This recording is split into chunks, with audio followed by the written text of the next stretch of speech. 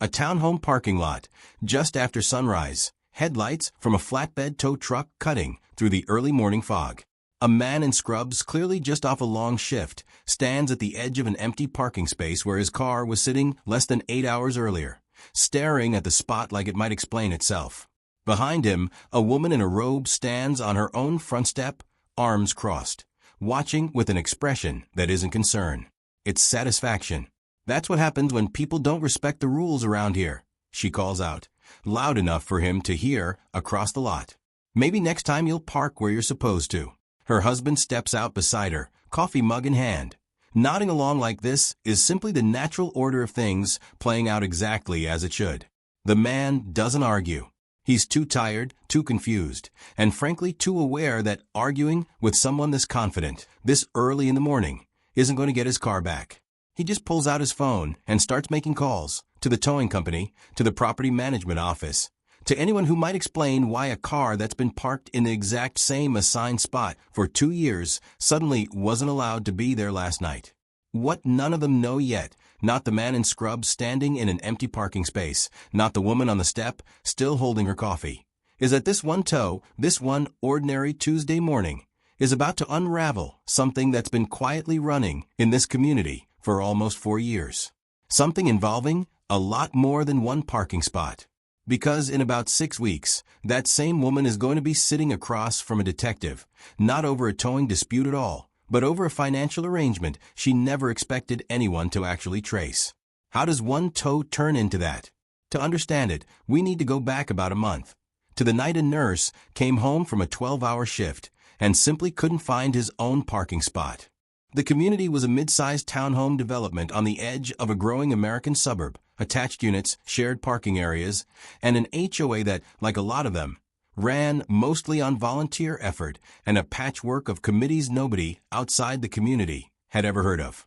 Cassandra Renner, who went by Cassie, had lived there for 6 years and had, over that time, quietly appointed herself the head of what she called the parking committee, a role that didn't officially exist anywhere in the HOA's actual bylaws, but that nobody had ever bothered to challenge. Her husband, Doug, worked with her informally, mostly by standing nearby and agreeing with whatever she decided.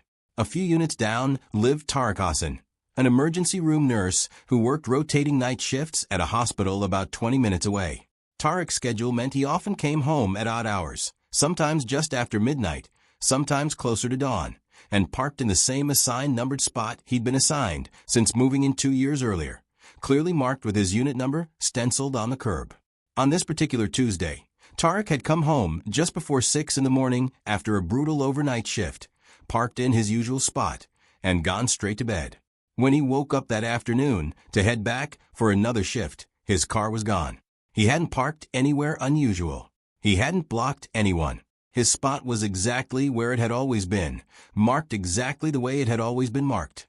But sometime that morning, a tow truck working with a company called Swift Recovery had hooked his car and hauled it away, a company, as it happened, that Cassie had personally arranged to patrol the lot for compliance, despite this never having been formally approved by the HOA's actual board.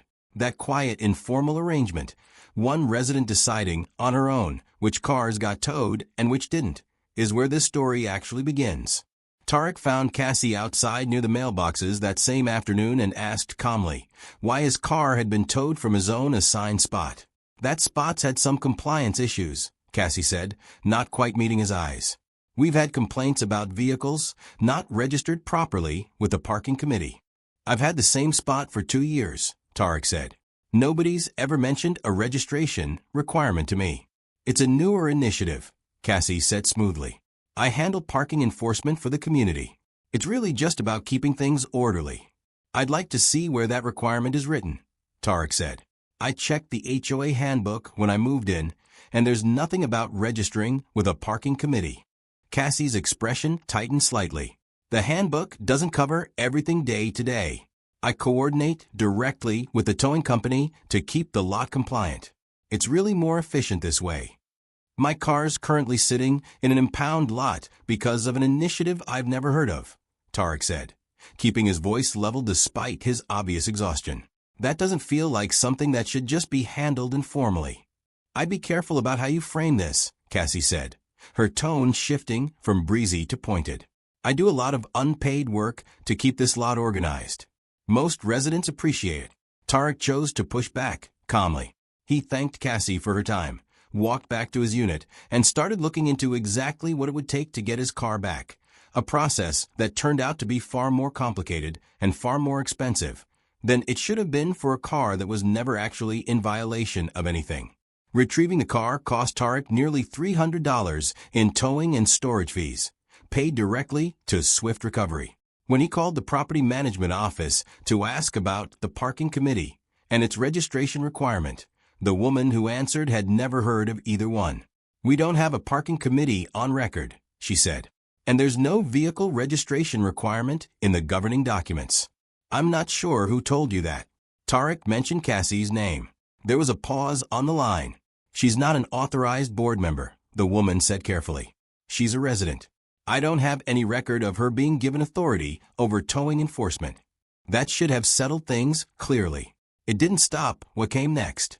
Doug approached Tarek outside a few days later, his tone friendlier than his wife's, but carrying the same underlying message. "Look, Cassie's just trying to keep the lot organized," he said. "Nobody wants to deal with towing companies and paperwork, but somebody's got to. It'd probably be easier for everyone if you just registered your spot with her going forward. Avoid all this hassle next time." "There's no registration process that actually exists," Tarek said.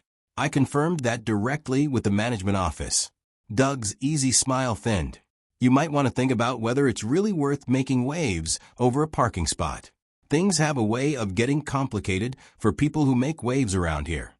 Does that sound like a friendly suggestion, or does it sound like a quiet threat dressed up as neighborly advice?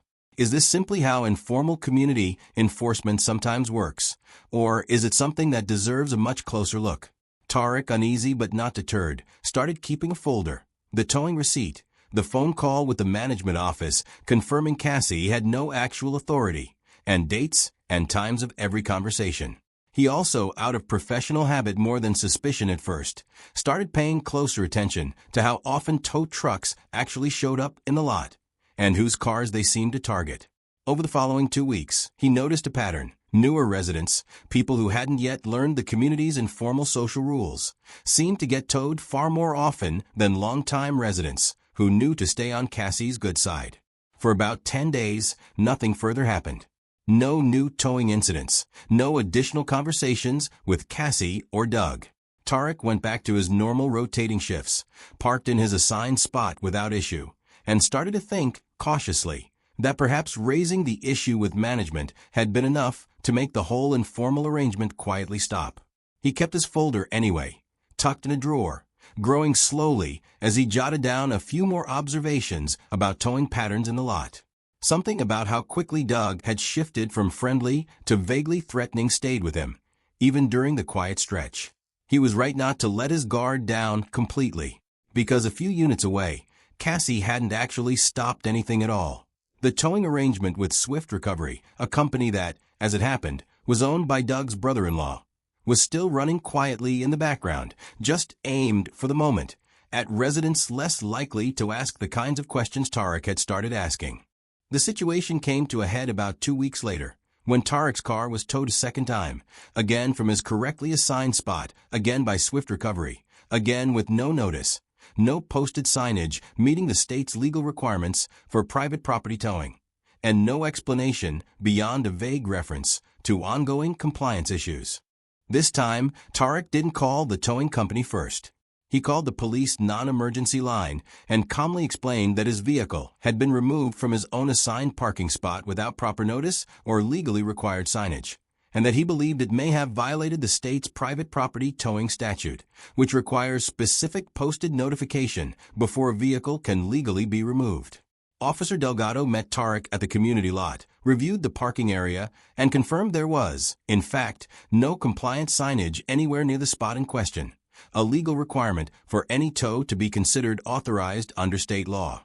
Cassie appeared partway through the conversation, Doug a step behind her, both moving with the confident urgency of people used to situations resolving in their favor.